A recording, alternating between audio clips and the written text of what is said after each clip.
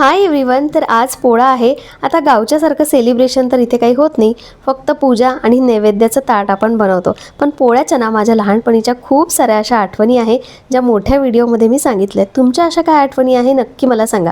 मस्त देवपूजा झाली आणि त्यानंतर म्हटलं चला जी नवीन अशी पानं आली आहे, फुलं आली आहे, ती तुमच्याशी शेअर करते. आणि बाल्कनी सुनी असल्यापेक्षा ना बाल्कनीमध्ये असे थोडेफार प्लांट्स तरी असायलाच पाहिजे, भरल्यासारखी वाटते जरा.